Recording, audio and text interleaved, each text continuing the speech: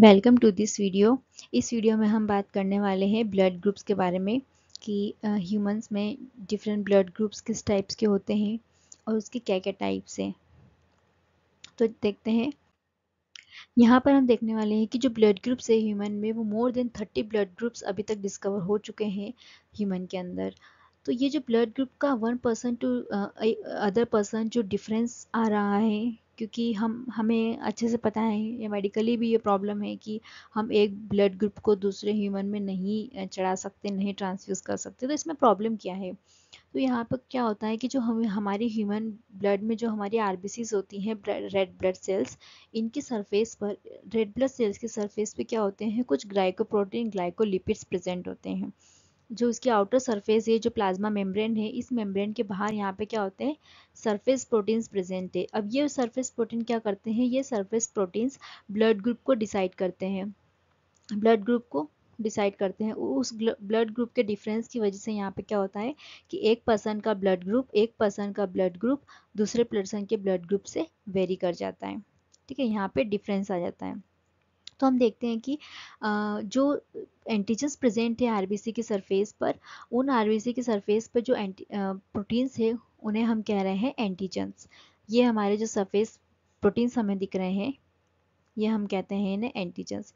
तो जो आरबीसी के सरफेस पर जो प्रोटीन्स, ग्लाइकोप्रोटीन्स हैं, एक्चुअली ये जो सरफेस प्रोटीन है, सरफेस जो मॉलिक्यूल है, इन सरफेस मॉलिक्यूल में ये जो मॉलिक्यूल है, ये प्लाज्मा मेम्ब्रेन के यहाँ पे क्या होगा, हमारे लिपिड्स होंगे, क्योंकि प्लाज्मा मेम्ब्रेन हमें पता है लिपिड से मिलके बनी हुई होती है।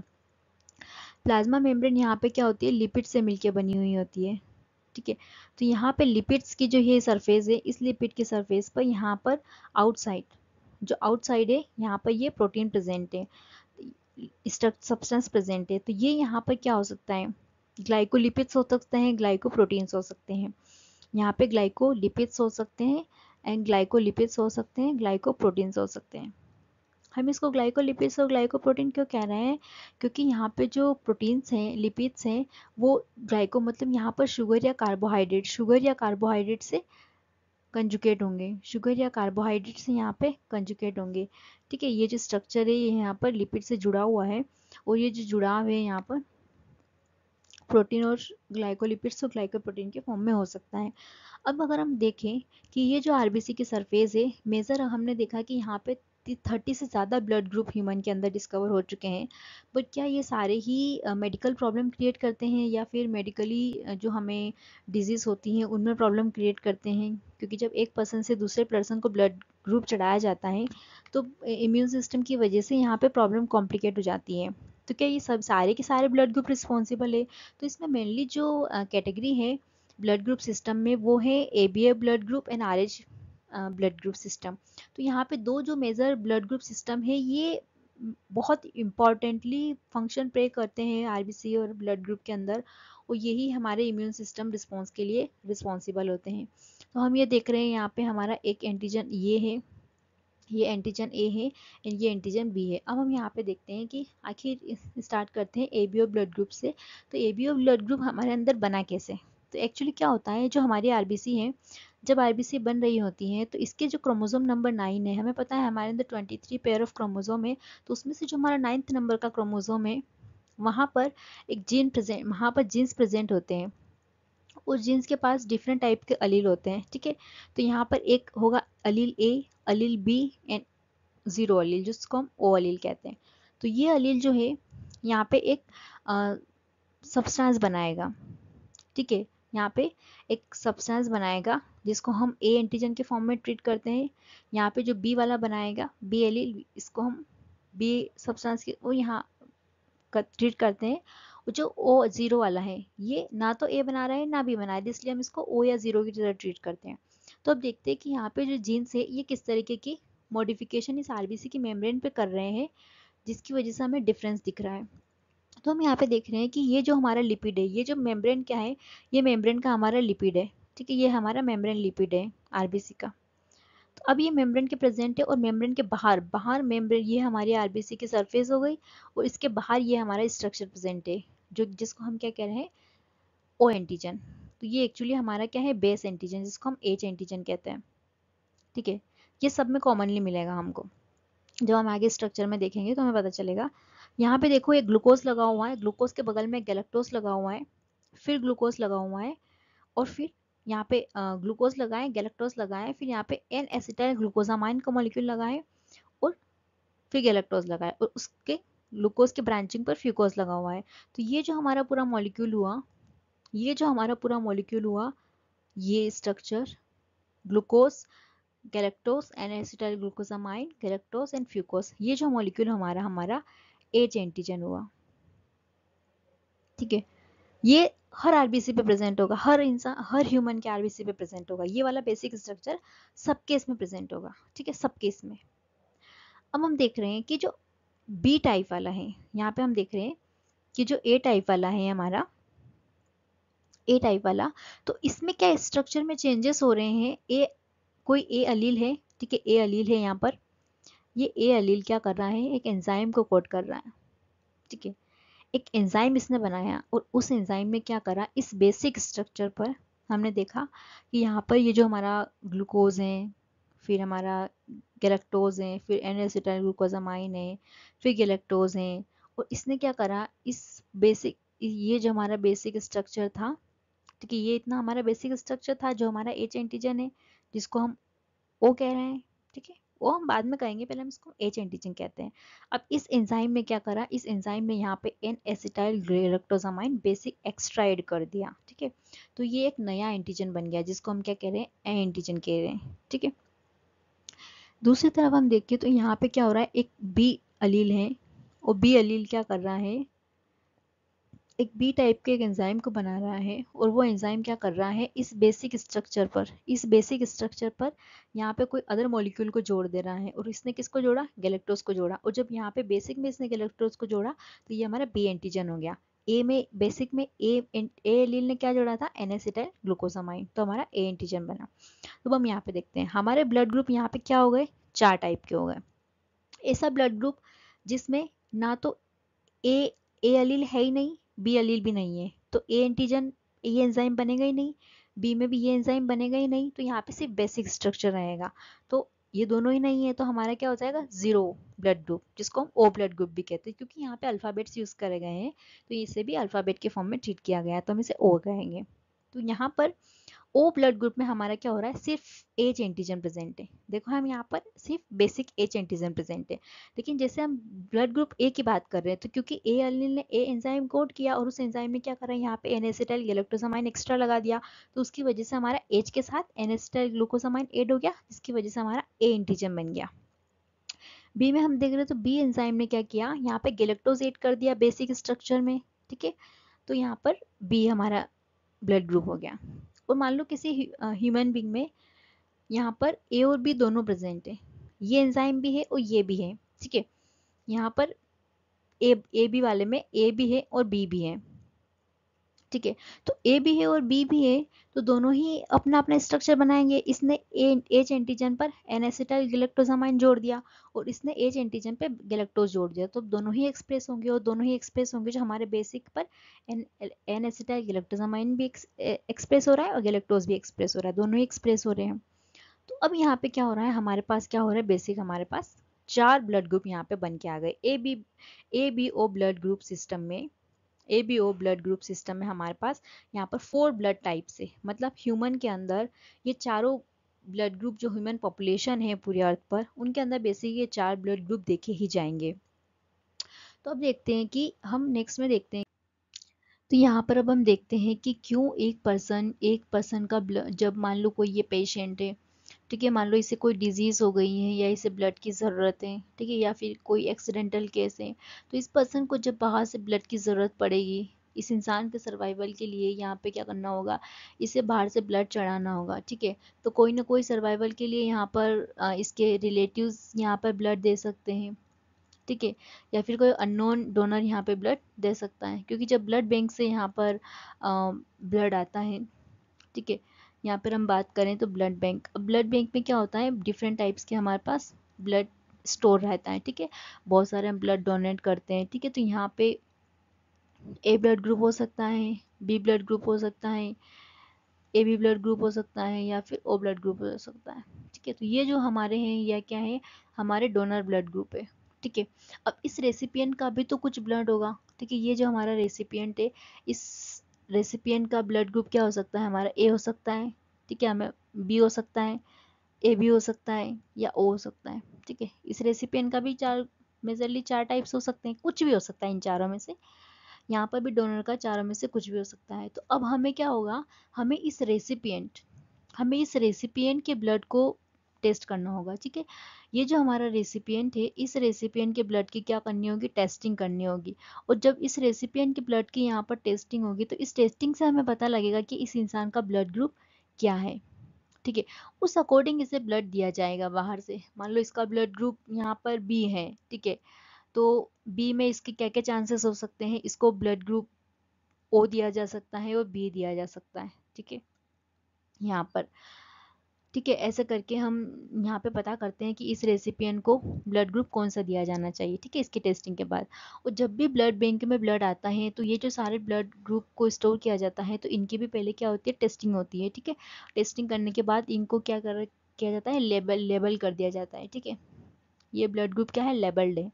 ठीक है, यहाँ पर जिस भी रेसिपिएंट को चढ़ाया जाएगा तो हमें पहले से पता है कि ये इस ब्लड ग्रुप का टाइप क्या है, ये ए है या बी है या ए बी है या ओ है। ठीक है, उसी हिसाब से हम मैच करके ट्रांसफ्यूज करते हैं ब्लड।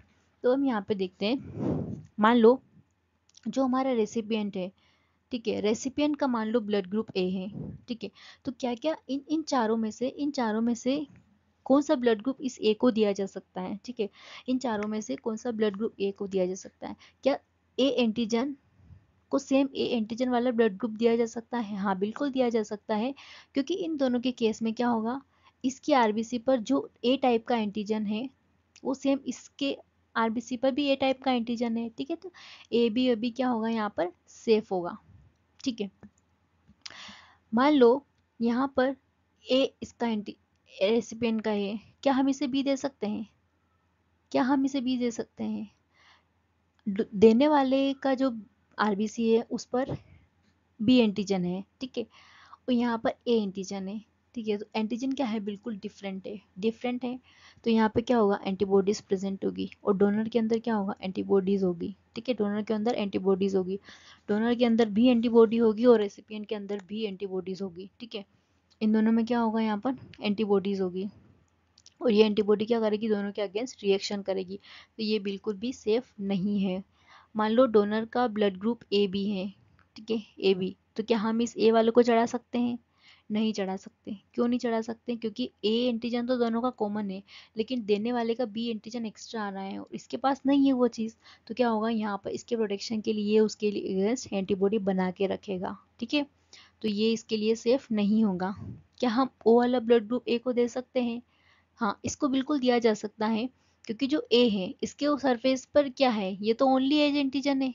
ठीक है, ना ए है ना बी है, तो ठीक है ये ऐसी आरबीसी है जिस पर खाली एच एंटीजन है। ठीक है, जो सबके पास है। ठीक है, इसके पास भी होगा, इसको नहीं तो ये ए लेके आ रहा है ना बी लेके आ रहा है, तो लेने वाले को कोई प्रॉब्लम नहीं होगी। ठीक है, तो ए ब्लड ग्रुप इसको दिया जा सकता है। ठीक है, मतलब ए जो ब्लड रेसिपिएंट है, हमारा जो पेशेंट है, मान लो उस पेशेंट का ब्लड ग्रुप क्या हुआ, ए, तो इसको ए ब्लड ग्रुप दिया जा सकता है, बिल्कुल दिया जा सकता है। ठीक है, इसको ओ ब्लड ग्रुप दिया जा सकता है। ठीक है, मान लो सेम ऐसे ही अगर हम पेशेंट देखें जिसका ब्लड ग्रुप क्या हो, बी हो, तो सेम ऐसे ही हम उसको बी सेम टाइप का चढ़ा सकते हैं। ठीक है, और ओ वाला चढ़ा सकते हैं, क्योंकि ओ के पास कोई एंटीजन है ही नहीं। तो जब एंटीजन ही नहीं है तो उसके अगेंस्ट एंटीबॉडी क्या बनानी। ठीक है, हमें किससे प्रोटेक्शन चाहिए। ठीक है, मान लो पेशेंट का ब्लड ग्रुप ए बी है। ठीक है, इसके पास ए एंटीजन भी है बी एंटीजन भी है, तो क्या इसको ए वाले का चढ़ाया जा सकता है, बिल्कुल चढ़ाया जा सकता है। इसको बी वाले का चढ़ाया जा सकता है, चढ़ाया जा सकता है, क्योंकि बी तो कॉमन है ना। और जब बी लेके जाएगा और एंटीबॉडीज तो नहीं बनाएगा क्योंकि बाहर से तो नहीं आ रहा है। ठीक है, इसका खुद का है वो, और ए इसके खुद के पास भी सेम है। ठीक है, और ये बाहर से तो लेके नहीं आ रहा है, ये इसका खुद का है तो नहीं बनाएगा। कि यहाँ पे ए भी दिया जा सकता है, बिल्कुल दिया जा सकता है। क्यों, क्योंकि ए इसके पास भी है बी इसके पास भी है। क्या यहाँ पे ओ दिया जा सकता है, बिल्कुल दिया जा सकता है, क्योंकि ए के पास कुछ नहीं है, ओ सबको दिया जा सकता है। ठीक है, नेक्स्ट अगर हम देखें तो जो हमारा पेशेंट है कोई, उसका ब्लड ग्रुप मान लो ओ है, तो क्या इसे ए का ब्लड ग्रुप दे सकते हैं? नहीं, क्योंकि ये एंटीबॉडीज ने ए की भी बना रखी है, बी की भी बना रखी है, ठीक है। तो ए का दिया जा सकता है? बिल्कुल नहीं। बी दिया जा सकता है? बिल्कुल नहीं। ए भी दिया जा सकता है? बिल्कुल नहीं। ओ दिया जा सकता है? Yes, only O is safe for blood group O, ठीक है। तो यहाँ पे हमें बेसिकली ये पता चला कि हम किस टाइप के पेशेंट को ब्लड ग्रुप दे सकते हैं। तो अब हम यहाँ पे देखें, तो देखो जो टाइप हमारा ओ टाइप है, ठीक है, टाइप ओ ब्लड ग्रुप है, ठीक है, वो हमने सबको दिया ब्लड। क्यों? क्योंकि ए जो हमारा ओ ब्लड ग्रुप है, ना ही तो इसके पास ए एंटीजन है, ठीक है, इसके पास क्या है, ए एंटीजन भी नहीं है और बी एंटीजन भी नहीं है, ठीक है, एंटीजन ही नहीं है, तो हम ब्लड किसको दे सकते हैं? सबको दे सकते हैं, ठीक है। ए को दे सकते हैं, बी को दे सकते हैं, ए बी को दे सकते हैं, ओ को दे सकते हैं, तो सभी को दे सकते हैं ब्लड, ठीक है। तो अगर सभी को दे सकते हैं, ठीक है, आप इतने श्रद्धावान हैं कि बिल्कुल आपका खून जिंदगियां, सबकी जिंदगियां बचा सकते हैं, तो आप यूनिवर्सल डोनर की तरह एक्ट करेंगे, ठीक है। लेकिन type B, type A B जो है, टाइप ए बी टाइप का ब्लड ग्रुप क्या है? सिर्फ नहीं, टाइप ए बी का जो ब्लड ग्रुप है वो ए से ले सकता है, बी से भी ले सकता है, ए बी से भी ले सकता है और ओ से भी ले सकता है, ठीक है। तो ये सबसे लेने को तैयार है, ठीक है, और जो सबसे लेने को तैयार है, तो यहाँ पर यूनिवर्सल रेसिपिएंट की तरह ही एक्ट करेगा, ठीक है। इसको किसी का भी ब्लड ग्रुप चढ़ा दो, ए बी को ए का चढ़ा दो, बी का चढ़ा दो, ए बी का चढ़ा दो, यहाँ पे कोई भी प्रॉब्लम नहीं होगी, यहाँ पे सेफली ट्रांसफर हो जाएगा। तो हम देख रहे हैं जब ब्लड ट्रांसफ्यूजन किया जाता है तो वो सेफ कब होगा? वो सेफ कब होगा जब हमारा रेसिपिएंट है, उस रेसिपिएंट की, वो जो डोनर है, ठीक है, डोनर जो भी एंटीजन अपने पास लेके आ रहा है, चाहे वो ए लेके आओ, चाहे वो बी लेके आओ, चाहे वो दोनों ही लेके आओ, तो इसके जो एंटीजन है उसके अगेंस्ट रेसिपिएंट के पास क्या हो? एंटीबॉडीज ना हो, ठीक है। इस केस में यहाँ पे क्या होगा? एंटीबॉडीज, वो एंटीबॉडीज नहीं होगी, तभी ये ब्लड क्या होगा? सेफ होगा चढ़ाना, ठीक है। ये यहाँ पे हमने देखा, तो हमने देखा कि यहाँ पे हम किसका ब्लड चढ़ा सकते हैं, किसका नहीं चढ़ा सकते हैं, किसको चढ़ाया जा सकता है, किसको नहीं चढ़ाया जा सकता है। यहाँ पे एक और फैक्टर आता है, RH फैक्टर, ठीक है। तो आरबीसी के सरफेस पर यहाँ पे कोई एक डिफरेंट टाइप का एक और प्रोटीन प्रेजेंट होता है, जिसको हम क्या कहते हैं? RH फैक्टर प्रेजेंट होते हैं, ठीक है। तो यहाँ पर RH फैक्टर की, अगर RH ऐसा प्रोटीन कुछ आरबीसी की सरफेस पे बन रहा है, तो हम उसे क्या कहेंगे? प्लस। और अगर ऐसा स्ट्रक्चर नहीं बन रहा है, तो हम उसे क्या कहेंगे? माइनस। तो अब जो हमारा क्या होता है, हम बात करते हैं A plus, B plus, A B plus, O plus, O minus, ठीक है। तो ये प्लस माइनस हमारा किस वजह से आ रहा है? ये RH फैक्टर की प्रेजेंस और एब्सेंस की वजह से आ रहा है तो हम प्लस लगा रहे हैं, नहीं है तो माइनस लगा रहे हैं, ठीक है। तो जिस भी इंसान के पास मान लो O माइनस है, ठीक है, अब इस O minus is actually the universal donor, ठीक है। हाँ, अगर हम कहते हैं कि O प्लस, तो क्या O तो सबको दे सकता है, ठीक है, लेकिन क्या प्लस वाला, ये जो RH एंटीजन है, ये दे सकता है क्या? नहीं। यहाँ पे क्या होगा? एंटीबॉडी रिएक्शन हो जाएगी, ठीक है, एंटीबॉडी रिएक्शन हो जाएगी, जो कि सेफ नहीं है, ठीक है। तो हम यूनिवर्सल डोनर किसको कहेंगे? AB माइनस को कहेंगे, ठीक है। ये चीज़ हुई यहाँ पर। तो हमने देखा कि ब्लड ग्रुप कैसे बनता है, ब्लड ग्रुप में डिफरेंस किन ओलिगोसेकेराइड्स प्रोटीन सेकेराइड्स की वजह से आ रहा है, हमने 3 डिफरेंट टाइप के पढ़े। उसके बाद हमने देखा कि ब्लड ग्रुप की कंपेटेबिलिटी, जब हम ब्लड ग्रुप किसको चढ़ाया जा सकता है, किस टाइप का किसको चढ़ाया जा सकता है, क्यों नहीं चढ़ाया जा सकता, क्या प्रॉब्लम होती है, ठीक है। उसमें फिर हमने देखा कि एक और जो ब्लड ग्रुप सिस्टम होता है, RH फैक्टर, उसमें प्लस और माइनस, अगर RH फैक्टर प्रेजेंट है तो हम उसको प्लस कह रहे हैं, नहीं है तो माइनस कह रहे हैं। इस वजह से हमारा जो AB ब्लड ग्रुप सिस्टम है उस पर क्या हम उसको RH फैक्टर को डिनोट करने के लिए प्लस या माइनस एक्सप्लेन करते हैं, ठीक है। तो इस हिसाब से हमने यहाँ पे ब्लड ग्रुप्स के टाइप्स देखे, और नेक्स्ट वीडियो में हम और भी चीज़ें डिस्कस करेंगे। So thank you for watching this video.